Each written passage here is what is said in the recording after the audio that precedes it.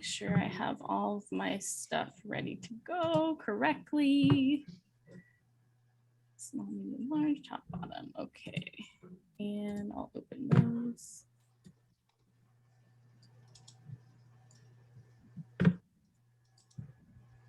All right. We've got a couple more coming in, I see. I know Garcia will let them in for me. So as we get rolling, we have 50 minutes together. And this session, I tend to go through pretty quickly. So it's been a while since I've been able to present to participants outside of my district. So I'm really excited to see you here. As you can see, we've got the Google Camp information happening here, but let's go ahead and switch over to my slide deck so that I can start sharing with you all. This session is called Amplifying Accessibility, and I am going to make sure I have my captions turned on. Available for you all, because what helps one may help some others as well. So here we are with our captions. You can do this at any point in time during a presentation with your students as well. And then you can also have your students turn on their captions if you are presenting a slide deck to them, just so you know. If that's something you haven't explored yet, it's a super cool feature that is available. Can you put on the spotlight for the interpreter? You're starting the meeting. The deaf client is missing stuff. Yes, I'm doing right now. Working on that right now.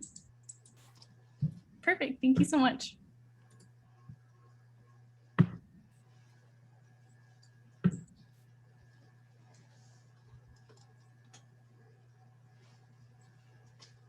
And then just let me know when it's spotlighted so I can continue. Yeah. You'll see both of our faces on the screen.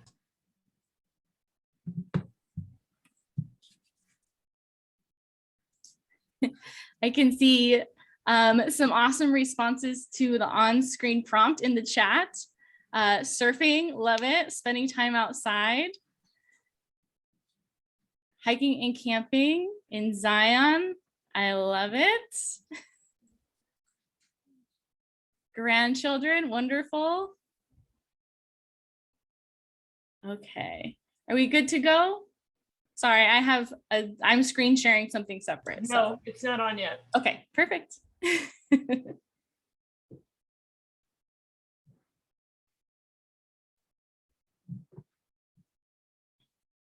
And you can go ahead and type in the chat, getting some screen time, visiting family. Can you see it now? You can see me, but the actual speaker is not up. We should both be spotlighted. Okay. Yoga, I love it. Oops. Yeah. And what's the name of the other person? So it's Brittany Conrad is the speaker.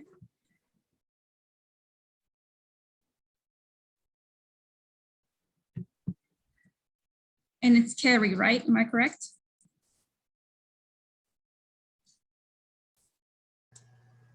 Are you talking to me? Yes. Carrie Ann. Carrie, and then Courtney's the other person? Yes. Okay, perfect. Awesome. Thank you so much for being here, ladies. I appreciate it. Liz asked a great question in the chat. How did we turn on the caption feature? This is a great piece to know. When presenting, you can turn on the caption feature in the lower left corner. My presentation's running currently, but in the lower left-hand corner of your screen, when presenting, you will have 3 dots and you'll see turn on captions. And that will turn the captions on. So they're running along the bottom of your screen while you're speaking. You can turn those on for students or have students turn them on themselves if you're presenting something and they're watching you as well. If something you've shared within Google Classroom and say you have them open a presentation, while they're watching the presentation and following you along, they can turn on the captions on their end to make sure they're viewable. So good morning, everybody. Grace has a great question in the chat too. Do you need to upload a transcript or does it work well with voice? I am not transcribing currently. I am just speaking to my mic and it is transcribing on screen for me for closed captioning. So that is something that it runs pretty well with the voice options. You can put them on the top, you can put them on the bottom, you can make them big, you can make them small, and it is transcribing pretty well, right? There are some things that it will miss, just so we know. There we go. And the captions are through my present mode on slides. So when I'm presenting the slides from Google, that is where the closed captions option will show. So you do have to be presenting, which is what I'm doing now. So we'll go ahead and get started. Again, my name is Brittany, and this is the Amplifying Accessibility with Google session. And I'm really excited to get into this with you all.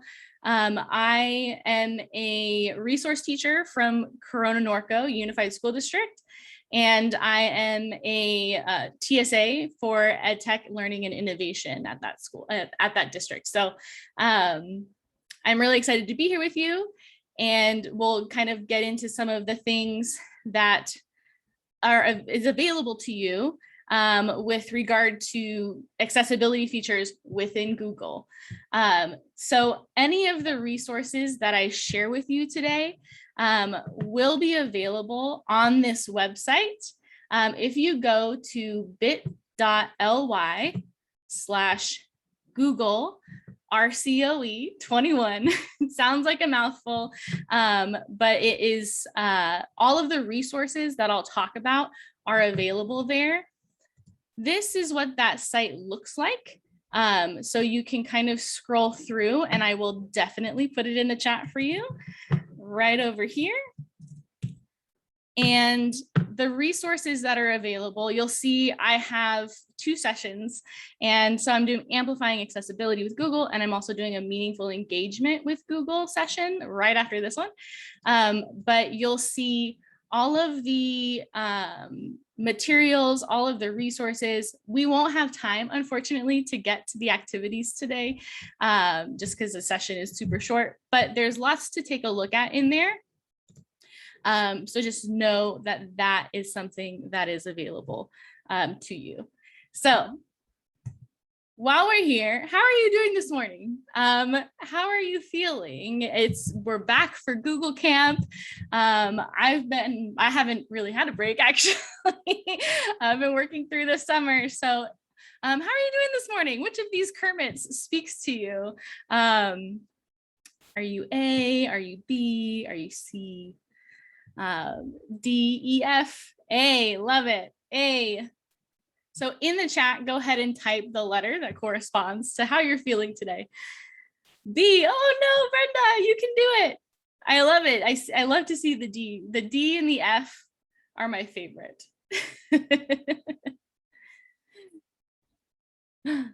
Excellent, excellent. Love it. I just wanted to check in with everybody because sometimes if you've never been to, is anybody here at a Google Camp for the first time? Like this is your first time coming? Wow, excellent. Welcome, welcome, welcome. Yay! So excited to see you all here. A follow-up question I have for you in this session or to this slide is, before I leave this session, I'd like to learn what? What is something you would like to learn to make sure that I can kind of cover everything that I can when it comes to learning about those features? Because I will go through a lot of them, but I want to make sure I come back to the things that you want to learn about. So in the chat, go ahead and type something you would like to learn, and be specific if you can, before you leave the session. So I see first timers and A's. Anything in particular? Or we're not sure, we don't know what we don't know yet? Perfect. Yep, Angela, I feel you on that one. Sometimes we don't know what we don't know. So I will go ahead and get started with those tools and features. And then we'll kind of come back. I'll come back. Yay! All right, so something to just be aware of when we're thinking about lesson design in particular, right? Tools for creating accessibility oftentimes benefit more than people who may actually need them.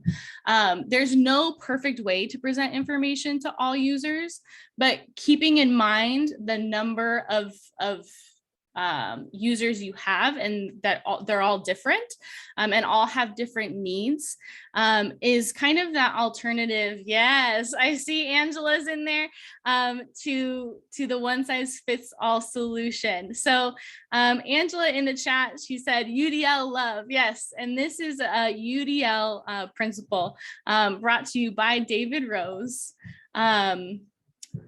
who is sometimes often credited as one of the developers of UDL.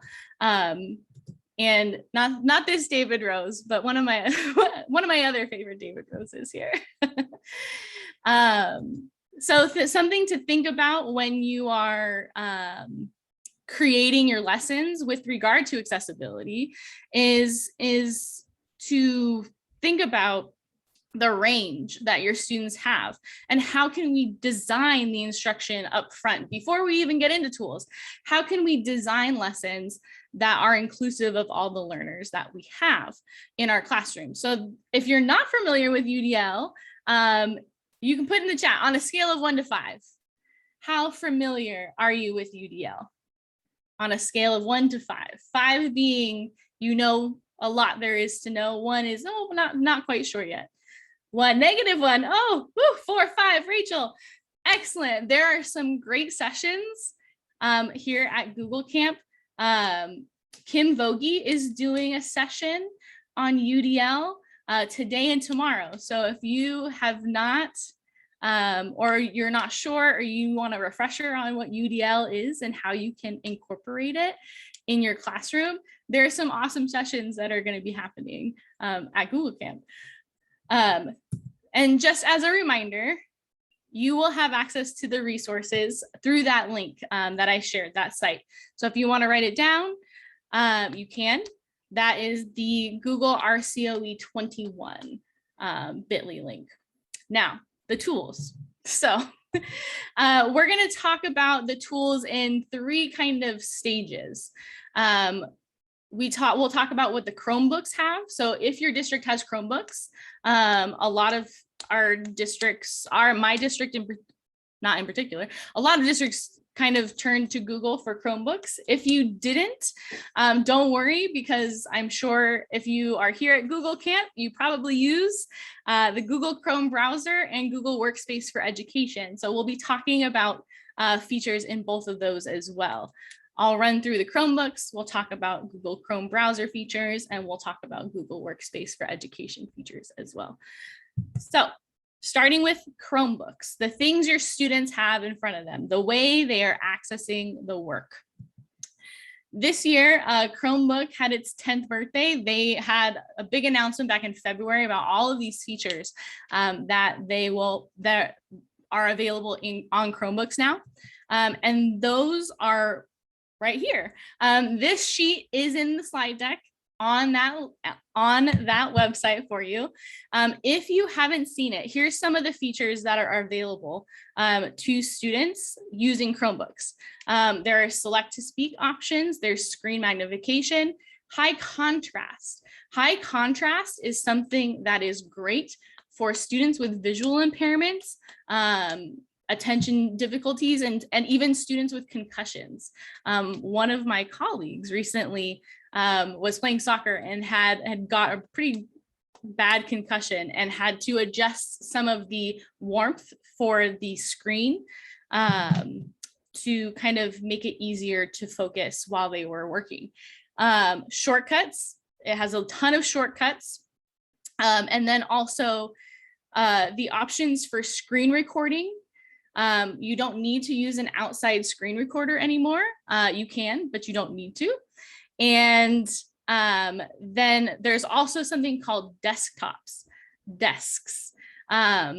So they're doing desk setup now, if that is something, and I'll show you all of these, what these all look like in the upcoming slides, just to get a better view. One thing that my team is working on, and I'd be happy to share once I get it done. I'm back in the office officially on Monday.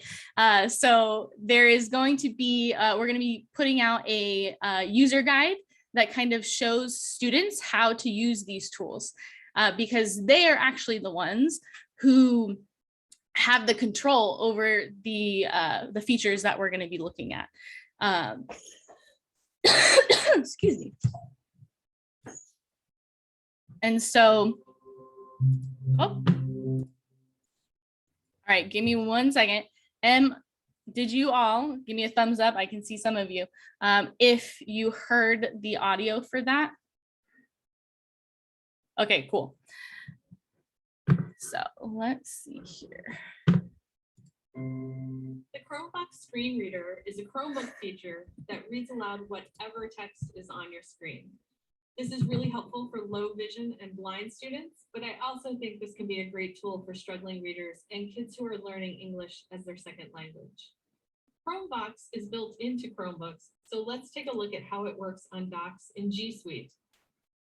If you're using a Chromebook, all you have to do is press Control-Alt-Z, and you can turn the feature on or off. Chromebox spoken feedback is ready. So if we type a sentence or move through the document, we'll hear the text spoken aloud. Tissues are formed by cells of a certain kind that join together to perform a collective function. If you want to choose exactly which text to hear, you can open the Chromebox options by pressing the search key plus O and then O again, and turning on Speak Text under the mouse.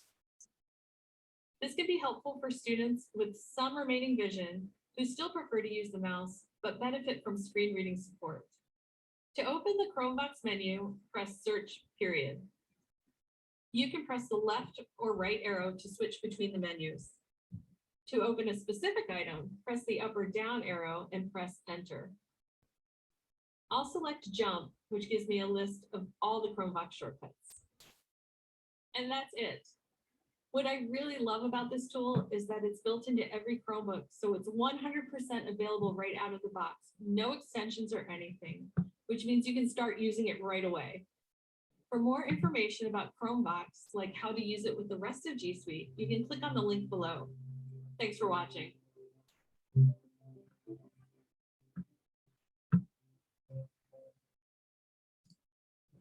So Chromevox is a screen reader for those students who may have visual impairments, and it's good for anyone who may need screen reading assistance. Maybe we have pre-readers that need something like that. You can turn that on. Students have that on their Chromebooks. It does have a little bit of a robotic sounding voice, but it is something that they can use. And if we're thinking about, you can actually adjust that voice as well to like a male or a female, some with accent as well. Just so we know that that's an option. It does not sound that much different from the voice used for speech to text or text to speech in the SBAC test. Not that that's what we're looking for, but it's a familiarity that may cross over if that's something that your students are doing. So Angela's question, is it part of the updates that we do on our older Chromebooks, 3 years old? So it is embedded into the operating system. It should be. There are some things that are and are not there for older Chromebooks, but in the operating system, usually it's there. So that one, Angela, I'll have to double check and come back to you for that, just to be sure. So the next one, is called Select to Speak. And Select to Speak will read aloud a selection of text that the student chooses. And you can see there on screen, it highlights the word that is being read aloud to the student. The students can choose to go faster or go slower when they have that section read aloud to them.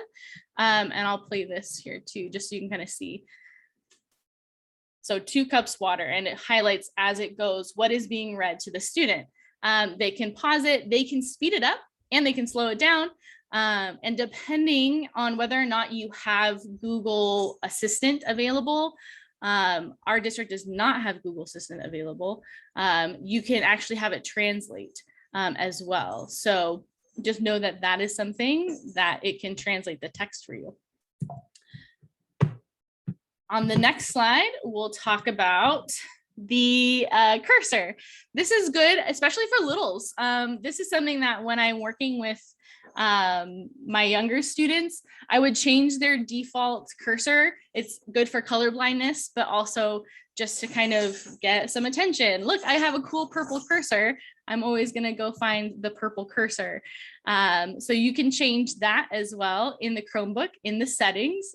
And we'll see those settings some more when I get into the Chrome browser, because a lot of this you can also do on your computer that is not a Chromebook. Quick answers.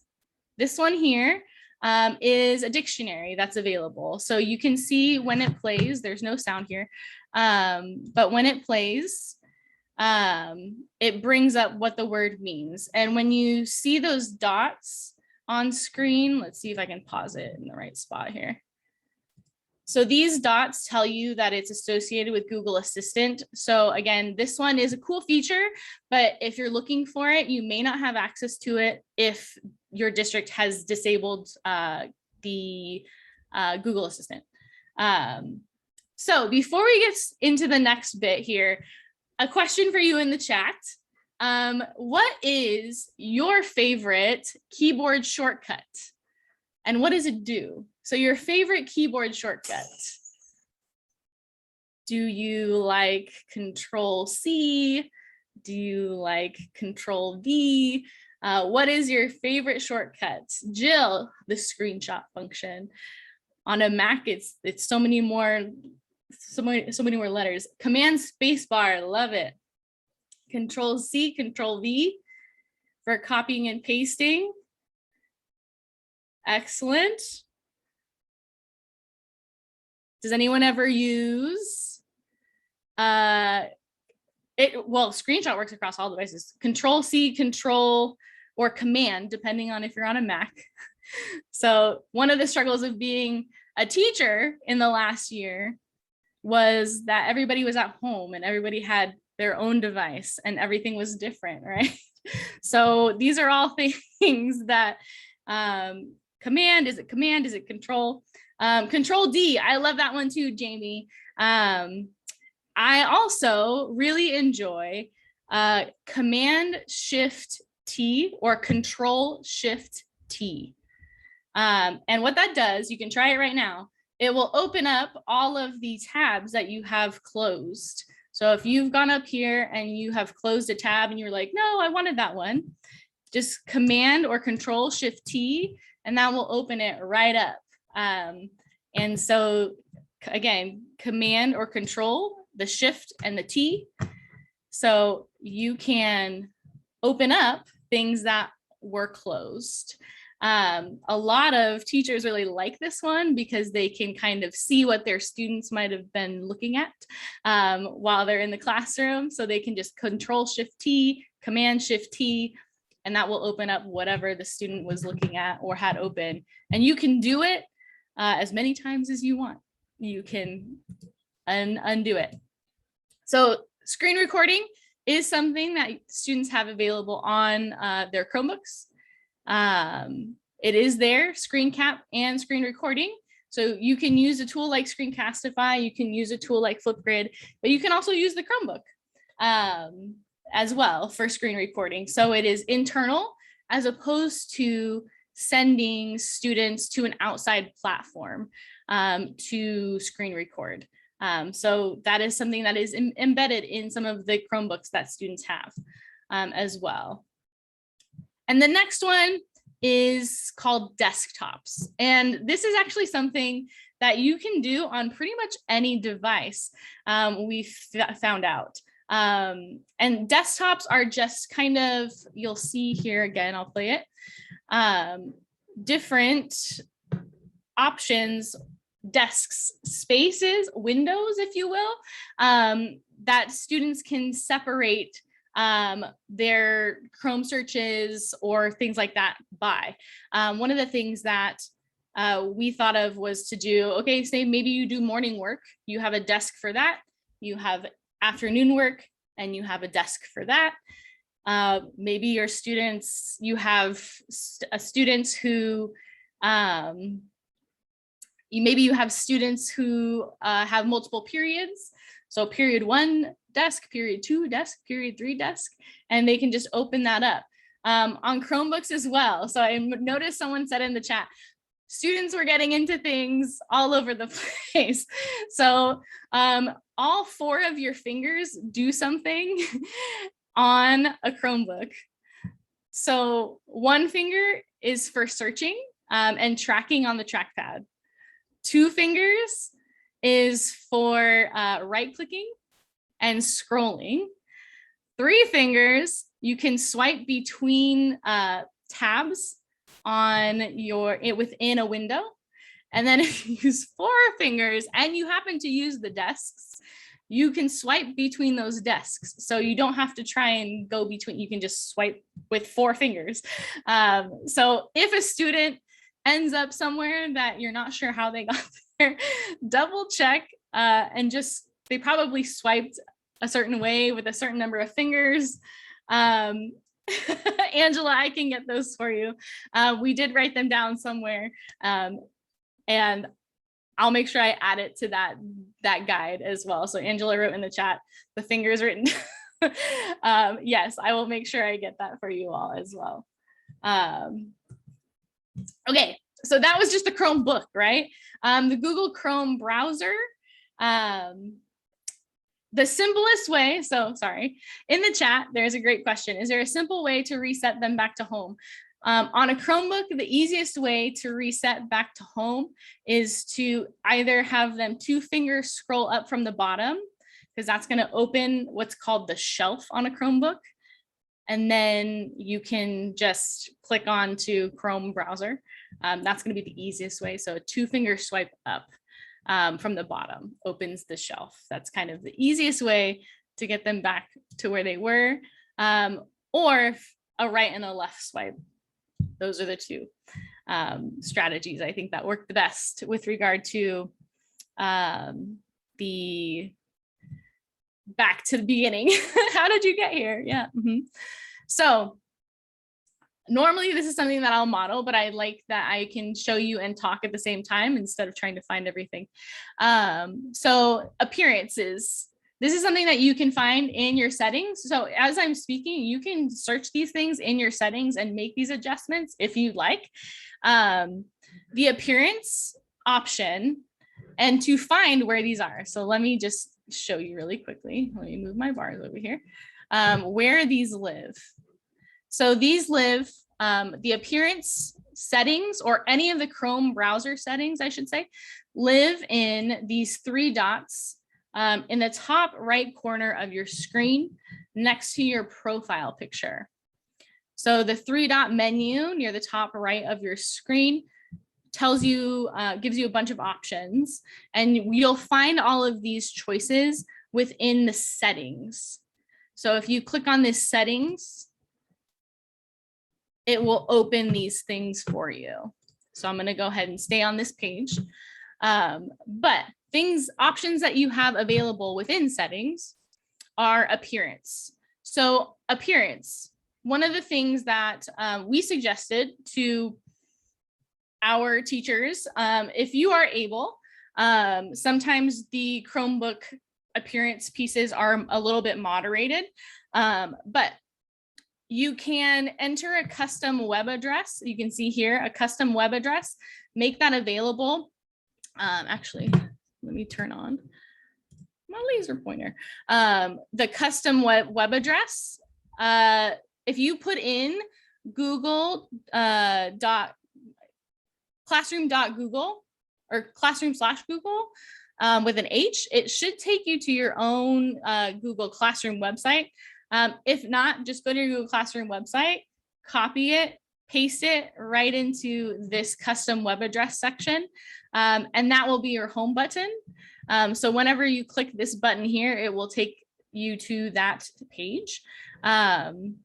Some of the other things that are on here would be the font size. So if you need a larger font size, you can make that larger. You can zoom in. Students can zoom in it's like 500%, I believe it goes up to as well. So that for the appearance, for the purpose of accessibility, is all there. The next thing I have here, customizing your Chrome tabs. So I will have to jump off of my presentation to show this to you, but I do want to show it because it's something that I think is really valuable for those students, those younger students, or those students who may need a visual for a routine, or just maybe a reminder for something. So you can see here, my background is customized, and that's what I mean when I say customized Chrome tabs. So here I have the option to customize the page down in the bottom corner. And one of the cool things that you can do to customize is if you click on that, you have the option. What I have on screen right now is the Black Artist Collection. Everything in there is really beautiful. But what I have on screen right now is something, or what I want to put on screen is something that I created that I think is helpful for students. So this one here is what you can put as a background, or what students can put as a background for Google Chrome. So when they are searching or opening Google Chrome, you can put in, maybe it's their schedule, maybe it's a social story that tells them what to do in first, next, then, and last. And then, so Brittany, why did you put first, next, then, and last when you only have one shortcut? You can add your own shortcuts, and maybe you want math, and then you put in whatever, maybe you have separate classrooms for separate Google classrooms for your subjects. You can put in the URL for that subject. Maybe they meet virtually with a service provider, or maybe they have a document they need to be doing. You can put all of that on the Chrome tabs by adding your own shortcuts. They're very similar to bookmarks. These are bookmarks up here on top, but these ones you can also just add on screen that may be helpful for younger students as well. I see Joy has a question about Sheets. When it comes to Google Sheets, making the highlighter darker, is that possible? I can hold on that when I'll talk about the Google apps in just a minute. So let me hop back in here. Oh, changing your language. This is something that is really cool for students who may need additional language support. You can change the language of the Chromebook as well as the Chrome browser. And if the website supports it, it doesn't work for everything because it is based on whether or not the website supports language translation. But one of the cool things that you can do is adjust the language settings. So in settings, I'm going to scroll past appearance and I'm going to go down into advanced, and I can change language. And I can move this to the top. And it's not going to show up for me now because when you do this, you do need to close and then reopen Chrome. So it's not going to start populating Spanish for me, unfortunately. But you can see all of the languages that are available for translation. And the cool thing about when you change your language is that it will do that language overlay. It'll work for Google Classroom, which is cool. So when you have the on-screen look of your Google Classroom, it won't do the internal assignments that you post, but it will do, if you have like the word topics and the name of your topics, it will translate those, it'll change them. So that is something that you can do.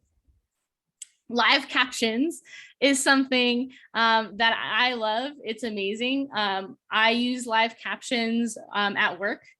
If I am watching a video, I have the sound off and I will watch the captions. It also helps me focus a little bit more on what I'm viewing. And you can find that in settings. And if you scroll down to accessibility, you'll see live caption, and it automatically creates captions for English audio and video. So you probably saw it when I had the Screenvox video. There were 3 sets of captions that were there. There were the captions it was picking up for my mic. There were the captions on the video, and then there were another bubble of captions below.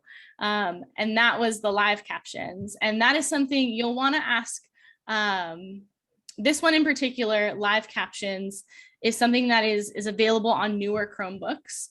The Chromebooks that we have in our district we're not new enough to support this. So if you do have a need for it, please advocate for your students for those live captions, a newer Chromebook, because that is what they will need for that.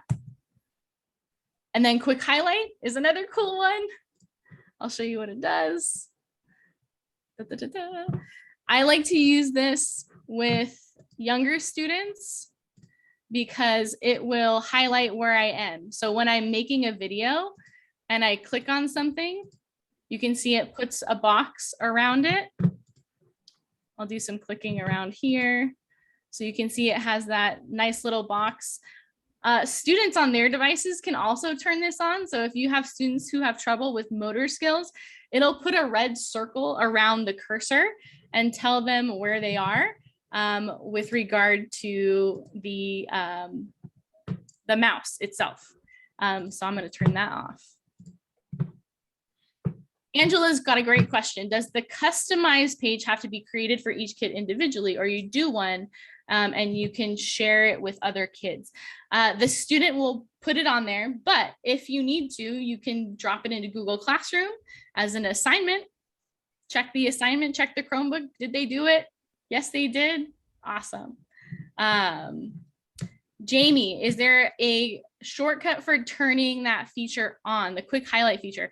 I don't believe so, but there is a list of shortcuts that is available in the slide deck, and it's a long list. You saw that list for Chromevox. It's a long list. It may be in there. I don't know that one off the top of my head, unfortunately.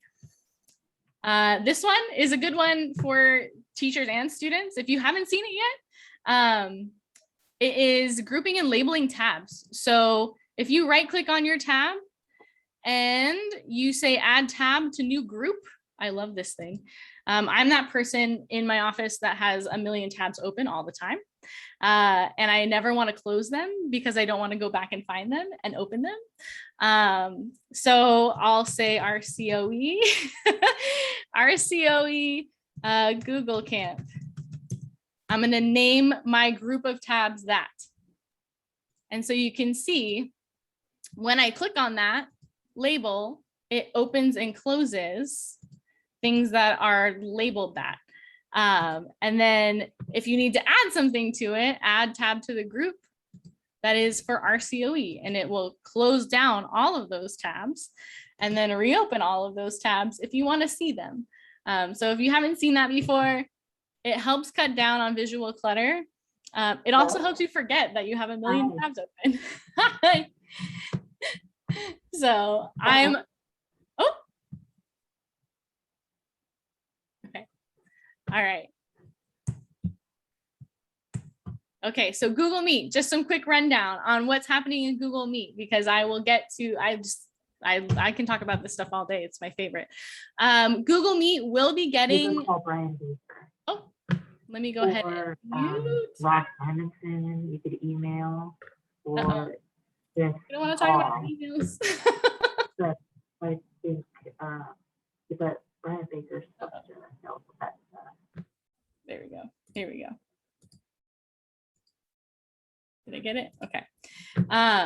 So Google Meet will be in the future offering translated captions as well to a certain tier. What I really would suggest is advocating because that translation option for you. So what's happening in Google Meet, you can turn on captions in the same way that I have captions on here. And what it does is it will translate, I'm speaking English. If I have a Spanish speaking parent, it will translate my English to Spanish for the other participant in the group. And when they speak Spanish, it will translate it to English for me as one of the participants in the group. So I really am hoping that Google will make that an accessible to everyone option, because it is such a great feature to have, especially when trying to build relationships with students and their parents. It will do so, you can make it hack it to do some translation for you, but it's not the best all around. So quick run through of those Google pieces in Docs. Some things that I love that I will model for you.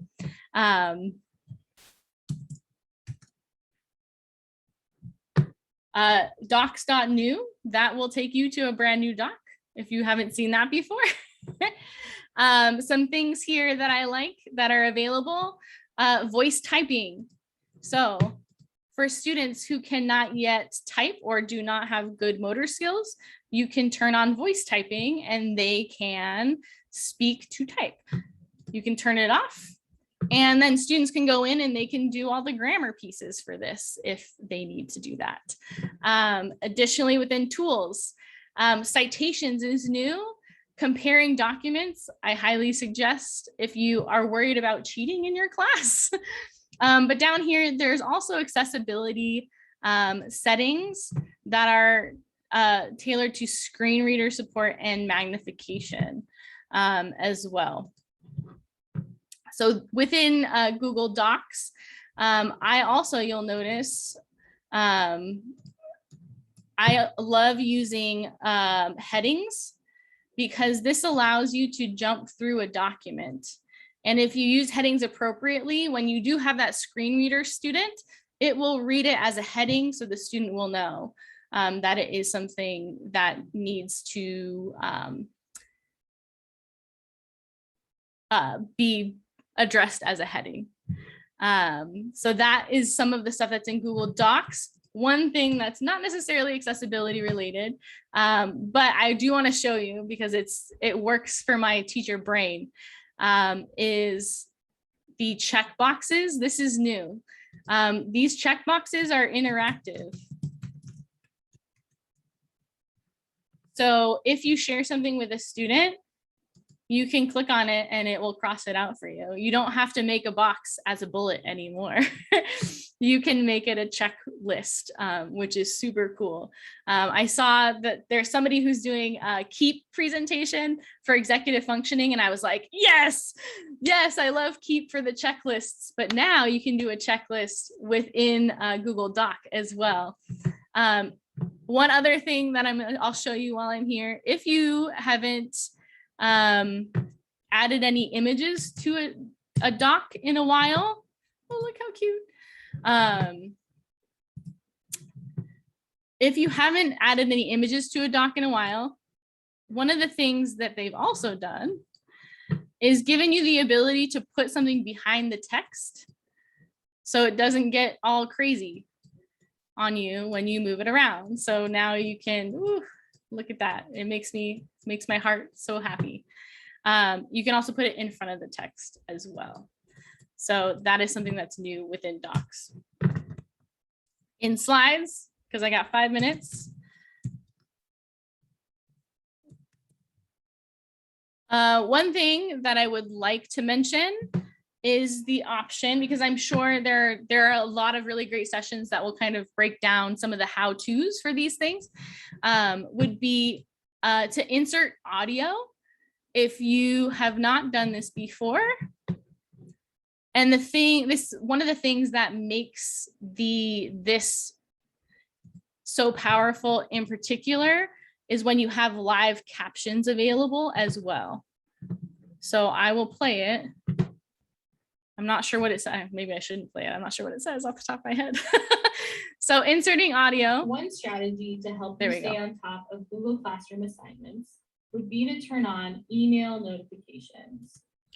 So you can see down at the bottom that live captions is a huge thing to make slides in particular accessible for all students, because yes, there may be text on the slide.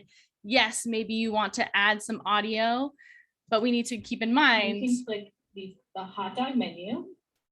the hot dog, that students can also read what you're saying and follow along. And if they need it, they have it. So just know that that's a cool thing to do if you haven't tried it before, is to replace the little image. Just be careful with that, because students will know to find audio in that space. So let's see, they talked about slides, drive bonus, YouTube. YouTube has got a lot of really great built-in features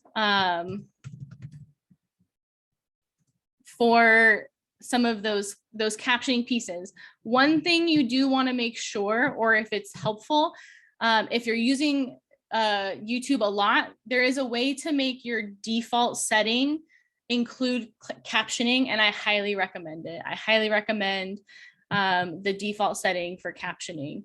But I'm going to open this one. And then closed captioning is always available. Or not always, it's available to those videos that have been uploaded correctly. And I'm happy to help out with some of that. But within this, the closed captioning, you can do English, but you can also have the captions auto-translated for the video as well, if you are not aware of that. And it will translate to a ton of languages. And that is the captions specifically. So if you need Spanish, it will read in English. The Chromebox screen reader.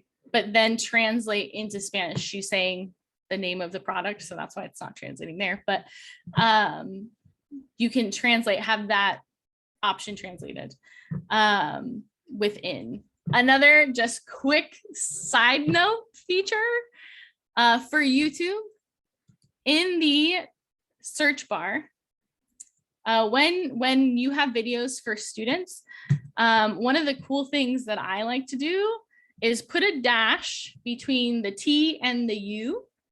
So just like this, a dash, not an underscore, it has to be a dash.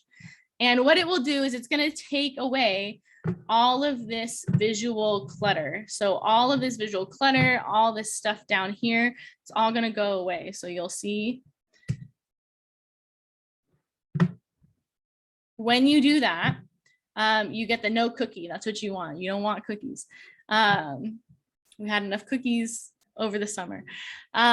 What you can do is it will take away all of the outside information. So it's not going to give you it's not going to give you ads, and it's not going to give you any of the visual clutter.